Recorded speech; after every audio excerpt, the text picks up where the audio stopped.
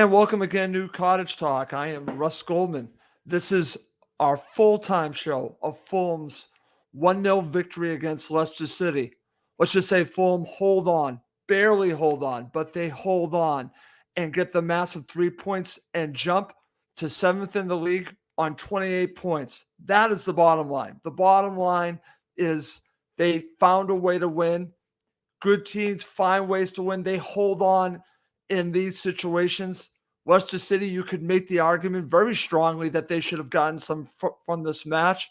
They hit the crossbar, some great saves from Leno, but in the end, Fulham did enough to deserve the 1-0 victory because scoreboard, 1-0 to Fulham. They get all 3 points, but as a Fulham fan, your heart had to have been in your throat because they were certainly in mine watching that match. Please feel free to share your comments. I definitely want everyone's comments. I'm going to be doing a very quick full-time show, probably about 15 minutes. So if you're watching live, feel free to share your thoughts, and I could share them live on the show.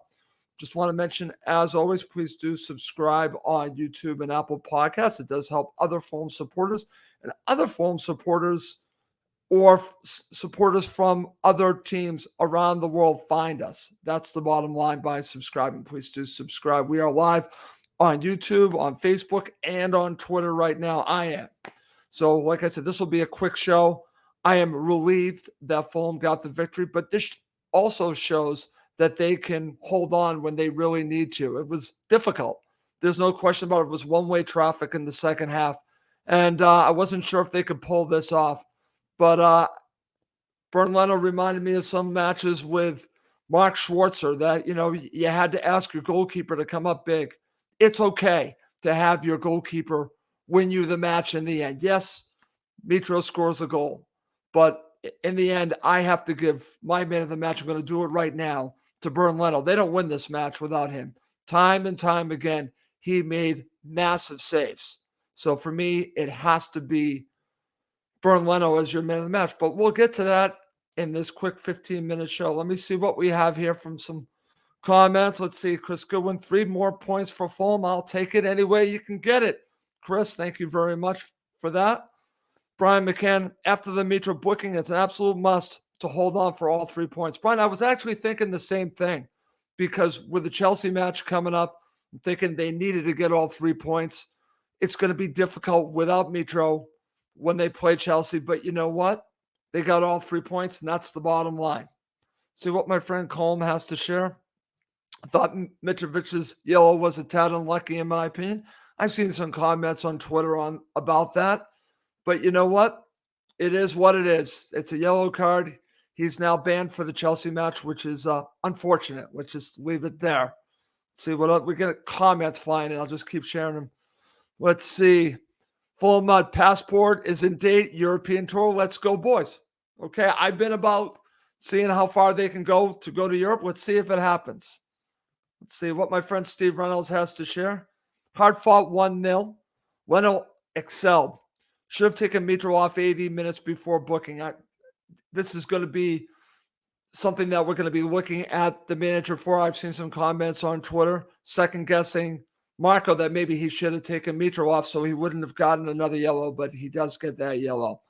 Let's see what my friend Wayne has to share. Good evening, Russ. I'd just like to say we are flying 2023. We certainly are. What else we got? Dave Clark, agreed Leno. Chris Goodwin, level on points with Liverpool. How rude. Yes, Chris is a Liverpool supporter, but the goal differential is a huge difference. You know that, Chris. And finally, I've got Nick Townsend. Has our luck turned at last? Nick, I actually think it has. Good teams make their own luck. And you could say that they were fortunate here. A great strike hits the crossbar. Some very good saves. But they are entitled to have some luck. But good teams make their own luck. Fulham are a good team. They're not what I would call an average team. They are a good team. Let's see if they become a very good team because they're on their way. They're on that path. But getting 3 points on the road against a team that was battering them in the second half to find a way to win, it's massive. It's huge. And it's a huge confidence builder moving forward for this team because now they know that they can not only get a 1-0 victory, but get a clean sheet and see the match out like that with rain pouring down on the road, everything really headed towards what it looked like. Leicester City getting something from the match, or maybe even more than that.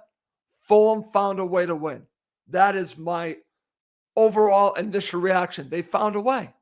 And that, to me, again, we could talk about stats. We could talk about how many opportunities, the performance, and I can do all that. And I will have another show breaking down this match a little bit more. I'm hoping to do a 5 takeaways, and I'll be a little bit critical if I do a 5 takeaway show. But you know what? Let's just take in this Fulham victory. Let's just do it because it feels good to be on 28 points, finding a way to win. All right, we got some more comments. I'm just going to keep sharing. This is from Sean Kenny. We need to move on from talk about relegation. Absolutely, Sean. I want to get off of that totally. I'm so sick of that talk. Let's get away from that. See what Stephen McIntosh. We needed Mitro on. We needed the second goal, and also Mitro's tracks back no matter what. But Stephen, that's actually a good point. He gives you 150%. He does. He tracks back. So hindsight is 2020. Could you have taken him off? Yes, you could have taken him off. But you know what? Maybe that hurts them in the long run and in the short run. Maybe they take him off and they score the goal. Just a couple of interesting tidbits from there. Let's see what Colm has to say. Another clean sheet. Love it. Another clean sheet. Let's see. Full Mud says, absolutely beautiful, baby. And keep the comments coming. Let's see. My friend Chris Goodwin says, there's only stat that matters. Leicester nil, Fulham win. Yes, you are right, Chris. That's the bottom line. That's the bottom line. It's winning the match. It's not how you do it. It's can you do it and do you do it? Fulham did it in this match. And thank you, everyone, joining me live for this quick show of Cottage Talk. I obviously wanted to do a show right after this match, talk about the Fulham victory. I'm just going to go through this fairly quickly, and I'll end with man of the match. I think it's obvious who man of the match is, but I'll get to that in just a few minutes. Let's just start off with some first half analysis. And listen, the first half, Fulham were dominant. They were completely dominant. I thought they were going to win 2 or 3-0. I thought it was only a matter of time before they would get the second or possibly a third goal. Didn't turn out that way. In fact, that goal by Mitros seemed to just jumpstart Leicester City, and then they took off from there. And they were the better side in the second half. They battered Fulham in the second half. But in the first half, like I said, for the first 20, 25 minutes, Fulham were fantastic. And maybe should have scored more than one goal. Maybe they should have scored a couple goals and put this match away earlier on. But that goal by Mitro, great assist from Willian, who continues to just amaze me what he gives Fulham. But Mitro scores to give Fulham the lead, and it was well-deserved. This wasn't a lucky goal. It was well-deserved. They crafted that goal, and they took the lead. Now, I know a talking point from a Leicester City perspective into this match was an injury before the match, and then, of course, during the match, during the first half, some key injuries. But you know what? Good teams make up for that. They bring on players, and you should be able to move on. Listen, Fulham have dealt with injuries. I'm not going to give them a pass because they had injuries. Every team has injuries, but I'm sure we're going to be hearing about that. Does it hurt them? Yes. But you still have to play the match. And listen, to their credit, they gave Fulham everything that they could in the second half. They just couldn't score that equalizer. They just couldn't. They tried, but they just couldn't. And like I mentioned, after the Fulham goal, Leicester City comes into the match, and at times they were dominant, especially in the second half, chance after chance. That's the way it looked like as we talk about the second half, as I analyze that. It started from the get-go. They were just battering Fulham, chance after chance, as I just said. But Bernd Leno just came up big time on Vardy, on Perez, on so many different players. Tielemans. Bernd Leno was the difference in this match. Without him, Fulham don't win, don't get all 3 points. And sometimes you need your goalkeeper, I'm going to use a NHL hockey term, basically, to stand on his head, basically win you a match. And that's what Bernd Leno did today. So huge credit to Bernd Leno for this victory. Listen, it's a team victory, but they don't win this match without Bernd Leno. And I just want to mention, because I just want to say this, save after save. It was just amazing in the end, but they were really holding on. And a couple things that I want to talk about in the second half. We do have to talk about Mitro getting his yellow card, which has him out for the Chelsea match. And that's unfortunate. That was something that was going through my head. But as someone put in the comments section, then you really needed all 3 points. And I tend to agree. So maybe in a way, having him in to help you see that match out probably wasn't the worst idea, but I could see the argument for taking him off so he would be available for the Chelsea match. But I'll take all 3 points here. Thank you. I'll take all 3 points. And he had a hand in it. I don't like some of his dark arts. I don't like him time wasting in the end. Anyone that knows me does not like Mitro's flopping, but Mitro gives you 100%. Tracks back. He does everything to win. Just wish he wouldn't do some of his theatrics. One last thing I want to mention is Fulham had a chance to put this match away at the very end. Harry Wilson, you got to score here. Harry Wilson is one-on-one with a goalkeeper, and he just misses wide. I was screaming when he misses. I thought it went in the back of the net. So this is unfortunate because that would have put the match away. But in the end, if you look at it, yes, did it make it more nervy in stoppage time? It did, but Fulham found a way to see it out. That's the way I look at it. Okay. Coming up next to end the show, I want your man of the match. Okay, to end this abbreviated version of Cottage Talk full time, we're going to talk about man of the match. I think there can only be one man of the match. It has to be Bernd Leno. He was just incredible in this match. Nothing against Marek Rodak. He is an upgrade.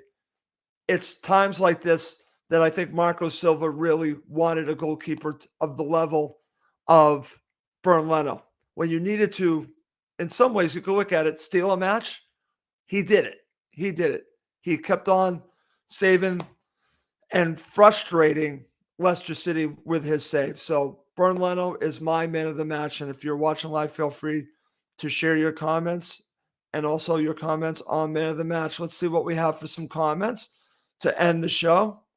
Let's see. Nick Townsend, it's great being above Brentford again. Yes, it certainly is. Let's see what my friend Wayne says. We were all over Leicester in the first half. Yes, we were, Wayne. I definitely mentioned that. We definitely were all over them. Let's see. Chris Goodwin, by the sounds of man of the match should be Leno for preserving your win. Yes, it definitely was, Chris. Definitely was Bernd Leno. Let's see what else we got. Neil Stewart says it all. Leno. Let's see what we got here. Edward Pink. Why was Tosin preferred to Diop tonight? Interesting point, Edward. I'm probably going to mention this when I do my 5 takeaways. I was understanding where he was going on this because I think you needed to give Tosin a chance, but I thought he was exposed on a few occasions, maybe more than a few occasions. And on top of it, I think Tim Ream was exposed. I thought you saw what the game plan was for Leicester City to really take advantage of Ream's lack of pace with Jamie Vardy. It almost came back to bite Fulham. And then same thing with Tosin. I like Issa Diop. I also thought that maybe the fact that he doesn't jump well with the crosses, maybe that was a factor in picking Tosin. But it's an interesting question. Why did he pick Tosin over Diop? And I might address that in my 5 takeaways. Nick Townsend says Leno. Let's see what else we got. Let's see. Rob Coleman says Leno, man of the match. Brian McCann, probably for the distance in his clearances. Let's see what we got here. Sean Kennedy, man of the match. Tony Khan, let's give him credit for building this team. That might not be a popular take there, but listen, he has built a very good team, but Marco has a lot to do with the recruitment team, but Tony's a part of it as well. So let's give him credit. I'm not against that, Sean. I just think that some other people might not like the comment, but I understand the comment, and I want to give Tony credit along with you. Max Carlson, Leno. Let's see what else we got. Final will end with Colin Bugle man of the match. Some bloke called Burn Leno. Yes, it's Burn Leno. And he was fantastic in this match. And boy, I am completely exhausted from watching this. I don't know if everyone feels the same way I do, but that was tiring watching.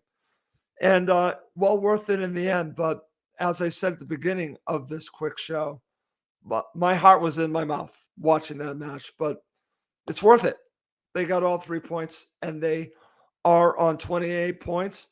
And the only thing that separates them and Liverpool, yes, Chris Goodwin, is goal differential. It's a huge goal differential, but that is the only thing that does separate the two sides. We do have a couple more comments. Let's see.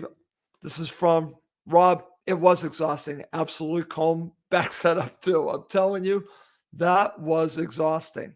I'm just going to keep the comments coming. This is from Nick Townsend. Anyone see Diop give up when Che Adams got through? Was that why he was dropped? I don't know why he was dropped, honestly.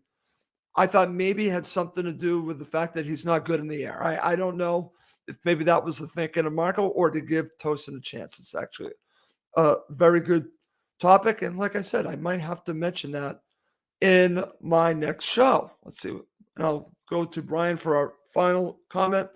TK has taken a pacing. Whichever approach he has taken this season has worked. Now he deserves credit. Brian, very well said comment. Good point by you. And I'm glad that you shared it. I'm glad the other person who actually sent a comment talked about Tony Khan because he deserves credit. If we're going to be negative on him with his faults, we should praise him and praise the team and the recruitment team when they do well, and they have done well. Let's see what Wayne Walden has to say. I keep wanting to end the show, but people keep commenting. Bring on Chelsea. We will win again 2-1. Let's see from Combe. Tosin is quicker than Diop with Vardy in their team. That might quite possibly be. Who knows? I'm not sure. We might not know. Okay. Great to do this show right after a massive Fulham victory. But I am going to wrap this up. Before I go, I just want to mention one last time, please do subscribe on YouTube and Apple Podcasts. It does help other Fulham supporters find us. And we will have many, many shows for this upcoming year. I've already said it. You're going to see more shows from Cottage Talk. I hope you enjoyed. They're going to be different types of shows. And I'm just going to keep giving you content. I want to give you more and more content. And I was fortunate enough that I could do this full-time show for you tonight. But I am going to wrap this up. My name is Russ Goldman. Thank you, as always, for watching and listening to Cottage Talk, now part of the Talk Sport Fan Network.